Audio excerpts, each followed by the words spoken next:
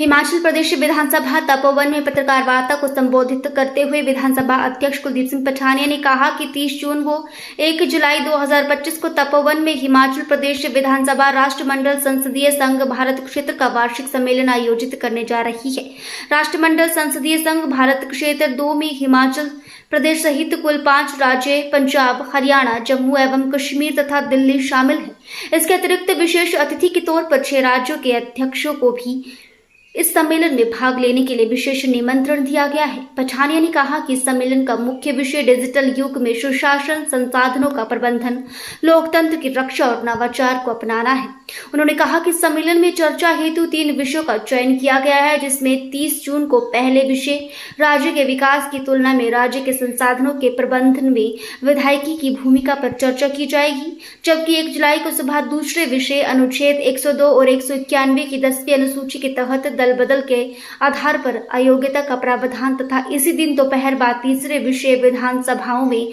AI का उपयोग पर भी मंथन किया जाएगा। पठानिया ने कहा कि सम्मेलन में भाग लेने के लिए मंत्री परिषद सदस्यों के साथ विधानसभा के सभी सदस्यों सहित हिमाचल प्रदेश से लोकसभा तथा राज्यसभा सदस्य को भी आमंत्रित किया गया है। इस सम्मेलन में भाग लेने के लिए सभी प्रतिनिधि 29 जून को धर्मशाला पहुंचना शुरू हो जाएंगे। पठानिया ने कहा कि 30 जून 2025 को सम्मेलन का शुभारंभ लोकसभा के अध्यक्ष एवं राष्ट्रीय मंडल संसदीय संघ भारत क्षेत्र के अध्यक्ष ओम बिरला करेंगे, जबकि 1 जुलाई 2025 को समापन अवसर पर राज्यपाल हिमाचल प्रदेश प्रताप शुक्ल कार्यक्रम की अध्यक्षता करेंगे। उन्होंने कहा कि सम्मेलन के शुभारंभ अवसर पर मुख्यमंत्री हिमाचल प्रदेश ठाकुर सुखविंदर सिंह सुक्खू, राज्यसभा के उपसभापति डॉक्टर हरिवंश नारायण सिंह, नेता प्रतिपक्ष जयराम ठाकुर तथा संसदीय कार्य मंत्री हिमाचल प्रदेश हर्षवर्धन चौहान भी मौजूद रहेंगे।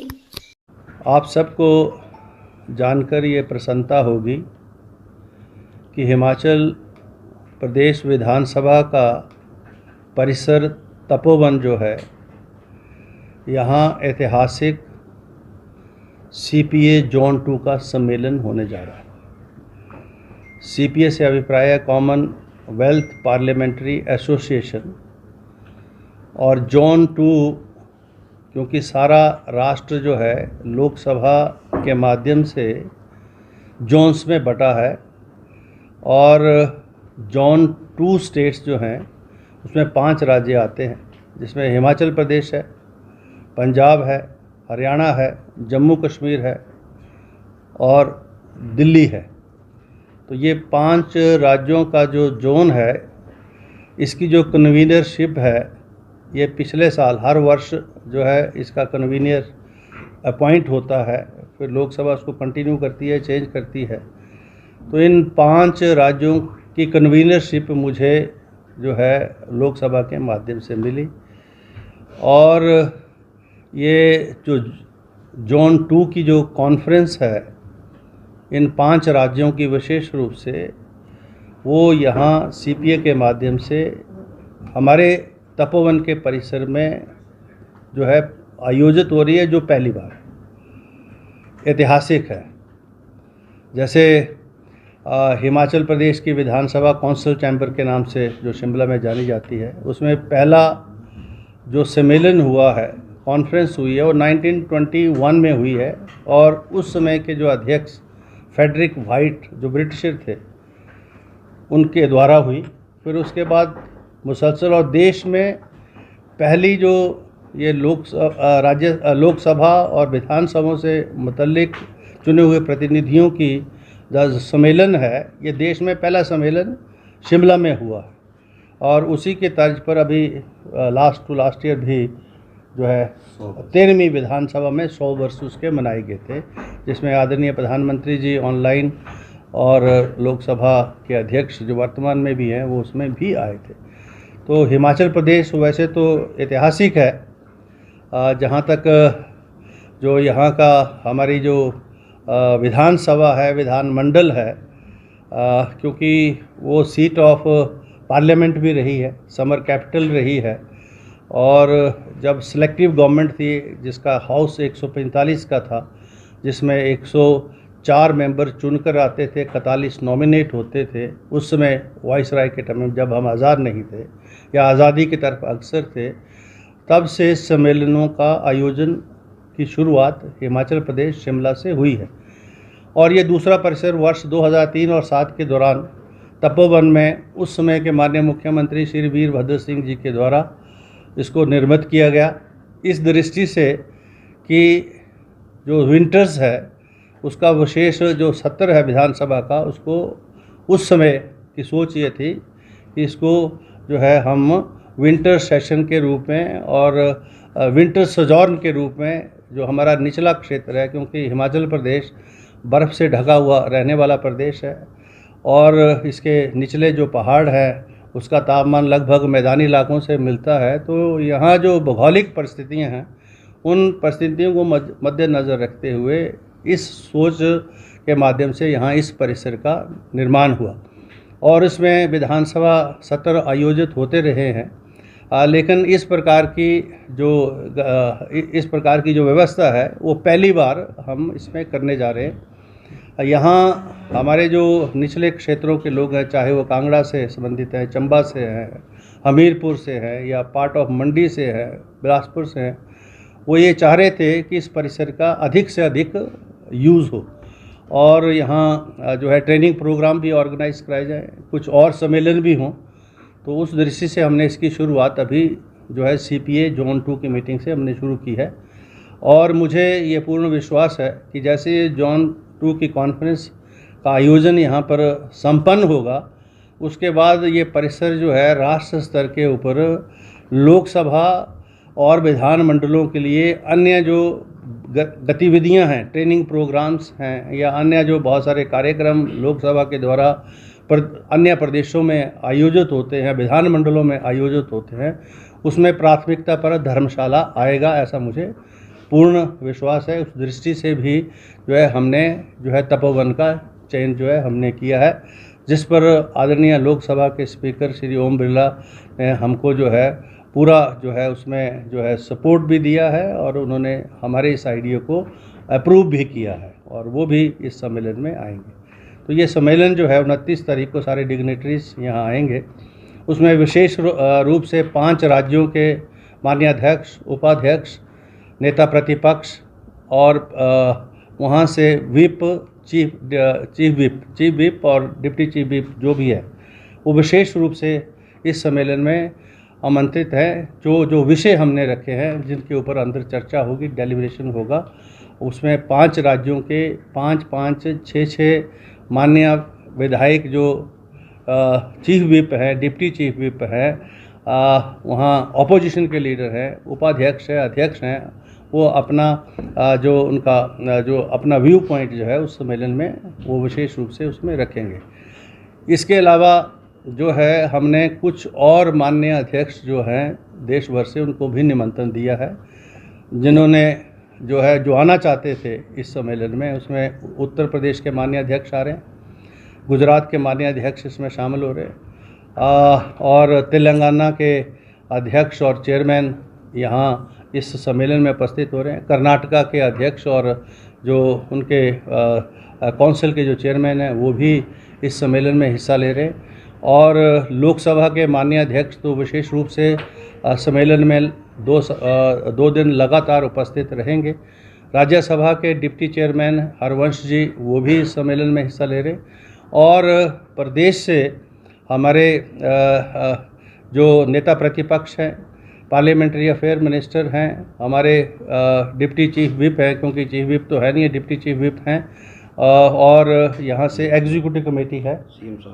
एग्जीक्यूटिव कमेटी है जो उसके सदस्य हैं 5, वो इस सम्मेलन में हिस्सा लेंगे और इसको सुशोभित करेंगे।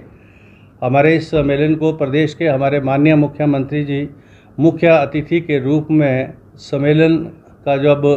उद्घाटन होगा, शुरुआत होगी, उस दिन वो विशेष रूप से मुख्य अतिथि के रूप में यहाँ उपस्थित रहेंगे, जिस दिन ओम बिरला भी होंगे। और माननीय राज्यपाल महोदय जो है जब समापन होगा उस दिन वो विशेष मुख्य अतिथि के रूप में यहाँ हमारे इस सम्मेलन में उपस्थित रहेंगे। और हमारे जो माननीय विधायक हैं विधानसभा के, हमने सबसे पत्राचार किया है, जो भी समय निकाल सकेगा वो इस के उद्घाटन का जो अवसर है, जब इसका इनॉग्रेशन होगा उस फंक्शन में दे आर ऑल इनवाइटेड। और उसके बाद की जो प्रोसीडिंग्स हैं वो सारी कैमरा प्रोसीडिंग्स होती हैं। वो अंदर जो विधानसभा से जो लोग, हमने 5 विधानसभाओं से जो लोग इनवाइट किए हैं, लोकसभा के माननीय अध्यक्ष हैं और अन्य जो स्पीकर विशेष रूप से हमने जिनको निमंत्रण दिया है, वही जो इश्यूज़ हैं उनके ऊपर अंदर उनका डेलिब्रेशन होगा, which will be A complete camera proceedings. और जब समापन होगा तो उसका जो है प्रेस से प्रेस वार्ता होगी हमारी। ओपनिंग में प्रेस के लोग जो है ओपनिंग सेशन में यहाँ प्रेजेंट रहेंगे और फिर क्लोजिंग का सेशन होगा उसमें भी प्रेजेंट रहेंगे। बीच में जैसे विधानसभा चलती है, जो मीडिया यहाँ आता है, इस सम्मेलनों में इस प्रकार की व्यवस्था नहीं है, क्योंकि ये कैमरा प्रोसीडिंग्स होती हैं। इसमें हर तरह का व्यू पॉइंट आता है और जो व्यू पॉइंट उन विषयों के ऊपर आता है उसको लोकसभा का सचिवालय बहुत बारीकी से उसकी स्टडी करता है, फिर उसको रिस्पेक्टिव क्वार्टर्स में, गवर्नमेंट में, पॉलिसी फ्रेमवर्क में या रूल्स फ्रेमवर्क पे या अमेंडमेंट, कॉन्स्टिट्यूशनल अमेंडमेंट के रूप में जो उसको विशेष रूप से जो है वो वहाँ रिस्पेक्टिव क्वार्टर्स के साथ उठाता है। तो हमारे जो विषय हैं जो हमने रखे हैं, जो लोकसभा की सहमति के साथ हैं, पहला तो विषय जिस दिन ये कॉन्फ्रेंस इनॉग्रेट होगी और चर्चा में आएगा, that is role of legislatures in managing the state resources vis development of the state. यानी जो विधानमंडल हैं, जो लेजिस्लेचर्स हैं, उनका जो है स्टेट के विकास के लिए, क्योंकि जो भी यहाँ नियम, रूल, कानून, पॉलिसी बनता है वो प्रदेश हित के लिए बनता है। और प्रदेश के जो संसाधन हैं उन संसाधनों के ऊपर एक लेजिस्लेचर्स का कितना जो है कंट्रोल है, किस प्रकार के लेजिस्लेशंस हम यहाँ लेजिस्लेट कर सकते हैं विधानमंडलों में,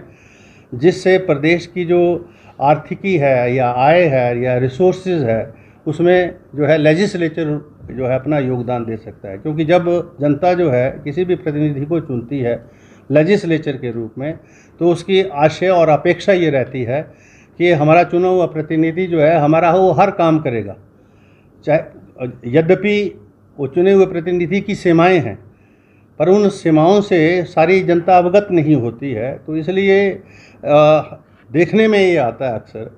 कि रिसोर्सेज हमारे हैं, लेकिन उन रिसोर्सेज के ऊपर कानून बनाने की इजाज़त विधानमंडलों को नहीं है, क्योंकि वो रिस्ट्रिक्टेड है फेडरल स्ट्रक्चर में। जैसा आप जानते हैं, डायरेक्टिव प्रिंसिपल में जो रिसोर्सेज है उसके ऊपर जो है पूरा तरह से नियंत्रण प्रदेश का नहीं है। जैसे पानी के ऊपर है, पर्यावरण के ऊपर है, जंगल के ऊपर है, यद्यपि ये सारा रिसोर्स जो है हिमाचल प्रदेश से है। तो इसके ऊपर चर्चा होगी और जो है सभी जो माननीय अध्यक्ष थे उन्होंने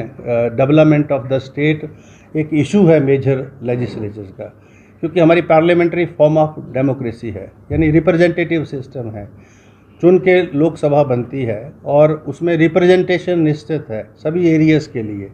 और हर सेक्शन ऑफ सोसाइटी के लिए, रिजर्व कैटेगरी के लिए। तो ये रिप्रेजेंटेटिव फॉर्म ऑफ गवर्नमेंट है और जो हमारी लेजिस्लेटिव एग्जीक्यूटिव है वो जो भी काम करती है वो पार्लियामेंट को कॉन्फिडेंस में लेके काम करती है। और पार्लियामेंट जो है, संविधान ने पार्लियामेंट को बहुत शक्तियाँ दी है। इम्पीचमेंट की पावर पार्लियामेंट के पास है, नो कॉन्फिडेंस की पावर है। प्राइम मिनिस्टर ऑफ इंडिया को अगर रिमूव करना हो, नो कॉन्फिडेंस पार्लियामेंट पास करती है। चीफ जस्टिस या जजेस ऑफ द सुप्रीम कोर्ट या हाई कोर्ट को अगर इम्पीच करना है तो उसकी पावर पार्लियामेंट के पास है। राष्ट्रपति को इम्पीच करना, उसकी पावर जो है उपराष्ट्रपति को। तो parliament is a supreme in the democratic system, either it is a tool of the system also, the parliament itself is a tool to the system also. तो इसलिए ये विषय जो है एक व्यापक विषय है, उसके ऊपर जो है सभी माननीय अध्यक्षों का क्या व्यू पॉइंट आता है वो हम यहाँ देखेंगे उस दिन। और दूसरा विषय हमने रखा है डिस्क्वालिफिकेशन। आप जानते हैं कि हिमाचल प्रदेश में 10th शेड्यूल के माध्यम से 9 माननीय सदस्य अनसीट हुए, जो विधानसभा की सदस्यता उन्होंने खोई और फिर चुनाव में 6 जो है नहीं जीत सके, 3 दोबारा से जीत के आए। तो ये विषय भी हमने ये रखा है कि जो 10th शेड्यूल है इसको और ज़्यादा सशक्त करने की ज़रूरत है या कुछ लोगों का मत ये है कि इसको समाप्त करने की ज़रूरत है। तो इसके ऊपर भी, क्योंकि मैंने अपना व्यक्तिगत मत तो अभी जब वन नेशन वन इलेक्शन की जो अभी पार्लियामेंट्री कमेटी आई थी उसमें मुझे प्रश्न के माध्यम से जब अनुराग जी ने पूछा तो मैंने अपना मत तो स्पष्ट किया। लेकिन अन्य जो हमारे माननीय अध्यक्ष हैं या प्रतिनिधि जो इसमें आएंगे उनका क्या मत है इसके ऊपर जो है वो भी हम जानेंगे, और उसमें क्या कॉन्सेंसस बनता है कि एंटी डिफेक्शन लॉ को और आज की परिस्थितियों में जो है इसको सशक्त और मजबूत करने की बात है। जब वन नेशन वन इलेक्शन की बात हो रही है, जब वन नेशन वन इलेक्शन में जब चुन जाए सरकार तो उसका कार्यकाल 5 वर्ष का होता है। वो 5 वर्ष तक जो है अपना कार्यकाल पूरा करे तो एंटी डिफेक्शन लॉ उसमें सहायक सिद्ध होता है। किसी भी तरीके से लेजिस्लेचर्स के उस मैंडेट को फ्रैक्चर ना किया जाए, उसको मैनूवर ना किया जाए, ये उसी दृष्टि से एंटी डिफेक्शन लॉ का जो है उसको बनाया गया। और तीसरा, जैसा आप जानते हैं, आप देखे होंगे आर्टिफिशियल इंटेलिजेंस जो है उसके माध्यम से आपने देखा होगा कि आज आर्टिफिशियल इंटेलिजेंस का इतना प्रयोग व्हाट्सएप पर मीडिया में हो रहा है और नेगेटिविटी के रूप में ज़्यादा हो रहा है। तो इसका पॉजिटिव यूज़ हम कैसे करें, और लेजिस्लेचर का जो काम है, जबकि हिमाचल प्रदेश विधानसभा पहली विधानसभा देश की है जिसमें ई विधान के मॉडल को हमने अपनाया, और अब नेबा के ऊपर सारा देश जा रहा है। हिमाचल प्रदेश के बाद अन्य जो विधानसभाएं हैं वो भी ई विधानसभा हुई, लोकसभा भी उसके बाद हुई, तो उनके अपने जो सिस्टम हैं वो भी उन्होंने अपना डेवलप किया है। हमारे पास भी ई विधान था, हमारे पास मॉडल था। हमको ये कहा गया कि आप नेबा पर आएँ, हम नेबा पर आए हैं, लेकिन हम ये महसूस कर रहे हैं कि अभी हमको अपना ई विधान मॉडल को भी रिवाइव रखना है। तो उसके ऊपर भी हम विचार विमर्श करके आने वाले समय में इसको जो है पैरेलली हम रखेंगे और साथ में नेबा के साथ भी जुड़ेंगे। और एआई के माध्यम से, क्योंकि एआई एक ऐसा जो ये आर्टिफिशियल इंटेलिजेंस एक ऐसी कंसेप्ट आई है कि 1952 में जो हमारे जनप्रतिनिधि थे लोकसभा के या विधानसभा के, उन्होंने किसी विशेष विषय के ऊपर क्या मत दिया और उसके ऊपर उनका क्या भाषण था। एआई के माध्यम से आप उस सारी डिबेट को जो है डिजिटलाइज करने के बाद उस स्पीच को 1 सेकंड के अंदर देख सकते हैं, जबकि उसको देखने के लिए आपको बहुत सारा समय जो है अदरवाइज लगता है। तो AI can be one of the best tool to improve the legislative practices जो है थ्रू आउट द कंट्री। तो उसके ऊपर भी हम चर्चा जो है, ये 3 विषय जो है मेन जो है यहाँ पर चर्चा में आएंगे, और उसके बाद प्रेस कॉन्फ्रेंस के माध्यम से जो चर्चा होगी उसका जिक्र हम करेंगे। आप सब प्रेस के साथी यहाँ आए हैं, आपका धन्यवाद।